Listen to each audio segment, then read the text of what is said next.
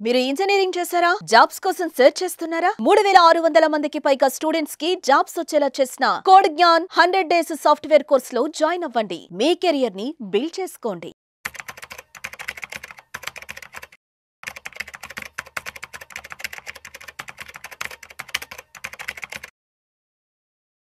నమస్తే, నేను జీవి సత్యనారాయణ.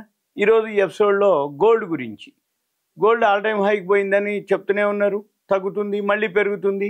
మరి ఇది ఎక్కడి వరకు పోద్ది, ఎక్కడ తగ్గుద్ది, ఎప్పుడు తగ్గుద్ది, ఎక్కడ కొనాలి, ఎప్పుడు కొనాలి, ఇవన్నీ చాలా వరకు అందరికీ ఉండేటటువంటి సందేహాలు.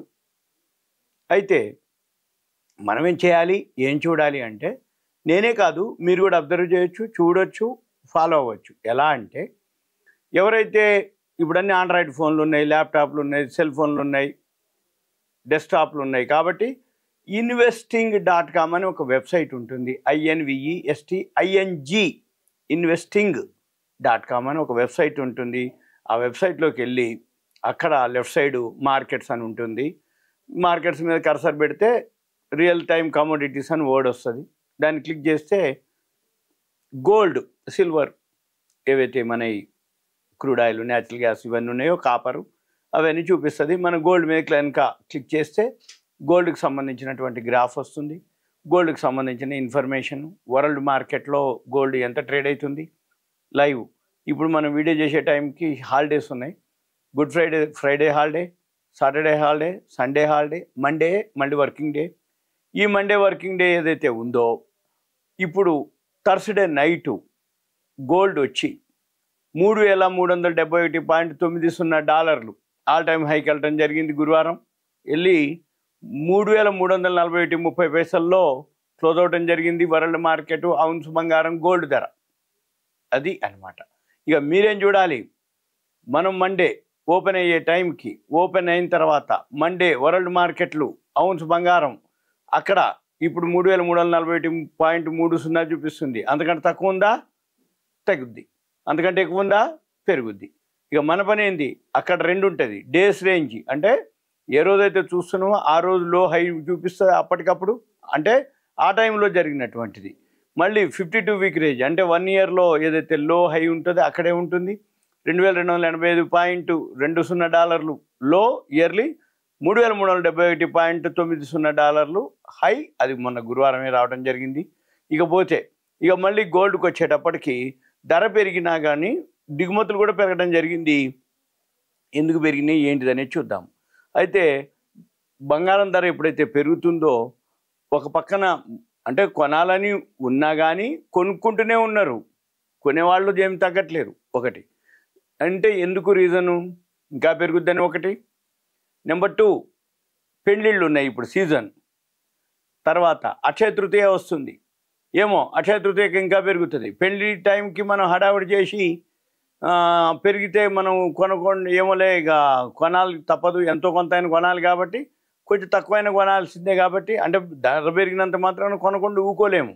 మినిమం బేసిక్ ఏవైతే పెళ్లికి సంబంధించినట్టు ఉంటాయో అవన్నీ కొనాల్సింది ఉంటాయి. అంటే మంగళసూత్రాలు అనుకోండి, లేకపోతే గాజులు అనుకోండి, ఏవైతే బేసిక్ ఉంటాయో అవన్నీ కొనాలి. కాబట్టి ఎంతో కొంత అంటే ఎక్కువ కొనే బదులు తక్కువ కొనటం జరుగుతుంది. ఇక తర్వాత మరి ఎందుకు పెరుగుతుంది గోల్డ్, సీజను, ఇవి కాకుండా కారణం మెయిన్ అమెరికాలో ట్రంప్ ఏదైతే డెసిషన్ ఉందో, అమెరికాలో ఈ సుంకాలు, టారిఫ్లతోటి మార్కెట్లో అనిశ్చిత పరిస్థితులు ఏర్పడటం. ఈ మార్కెట్లో అనిశ్చిత పరిస్థితులు ఏర్పడ్డప్పుడు షేర్ మార్కెట్ కానీ మిగిలిన మార్కెట్లు అన్నీ, అంటే అమెరికాలో క్రిప్టో కరెన్సీ అనుకోండి, మామూలు యుఎస్ షేర్లు అనుకోండి, మన ఇండియా షేర్లు, యూరోప్ షేర్లు, చైనా అన్ని ఎక్స్చేంజ్లు ఏవైతే ఉన్నాయో షేర్లన్నీ పడిపోవడంతో మార్కెట్లో అప్ అండ్ డౌన్లు. అంటే అంటే ఒకరోజు గుడ్ న్యూస్ రాగానే మార్కెట్లు పెరగటం, ఒకరోజు మళ్ళీ ట్రంప్ ఏదో డెసిషన్ తీసుకోవటం, సుంకాలు పెంచుతుండటం, చైనాకి ట్రంప్ వాళ్ళు ఎగనెస్ట్ అంటే వాళ్ళు సుంకాలు పెంచుకుంటూ పోవటం, దీంతో మన మార్కెట్లు పట్టడం, గోల్డ్ పెరగటం జరుగుతుంది ఇప్పుడు. అయితే మళ్ళీ దీంతో పాటు దిగుమతులు కూడా ఆ స్థాయిలోనే పెరగడం జరిగింది. మార్చి నెలకు సంబంధించినటువంటి ఏవైతే గణాంకాలు ఉన్నాయో మంత్రిత్వ శాఖ, వాణిజ్య మంత్రిత్వ శాఖ విడుదల చేయడం జరిగింది. అయితే అంతకుముందు నెలతో పోలిస్తే 191.13% పెరిగి $4.47 బిలియన్ జరిగింది గోల్డ్ యొక్క దిగుమతులు. అంటే మన కరెన్సీలో 38,000 కోట్ల రూపాయలకి దిగుమతులు జరిగినాయి అని అర్థం. అయితే దిగుమతులు ఏదైతే భారీగా జరుగుతున్నాయో అదే దృష్టిలో అంటే ద్రవ్య లోటు కూడా పెరుగుతుంది. అంటే దిగుమతులు పెరిగినప్పుడు బంగారం దిగుమతులు పెరిగిపోతే పైసలు అయిపోతాయి కదా, ద్రవ్య లోటు కూడా పెరుగుతుంది. అయితే 2024-25 సంవత్సరానికి ఏప్రిల్ నుంచి మార్చి మధ్యలో ఫైనాన్షియల్ ఇయర్కి ఏదైతే ఉందో $58 బిలియన్ దిగుమతి అయింది పోయిన సంవత్సరం మనకి. అంటే ఫైనాన్షియల్ ఇయర్కి మొన్న మార్చి అయిపోయడానికి ఏప్రిల్ టు మార్చి. అయితే అంతకుముందు ఏడాదితో పోలిస్తే $45.54 బిలియన్ ఉంది. అంటే 27.27% పెరుగుదల చూపించటం జరిగింది. అంటే పెరుగుదల నమోదైంది అనమాట. అయితే దిగుమతులు ఏవైతే ఈ స్థాయిలో పెరగడంతో అంటే దిగుమతులు పెరగడం బంగారంపై పెట్టుబడిదారుల యొక్క నమ్మకాన్ని సూచిస్తుంది అన్నమాట ఇది.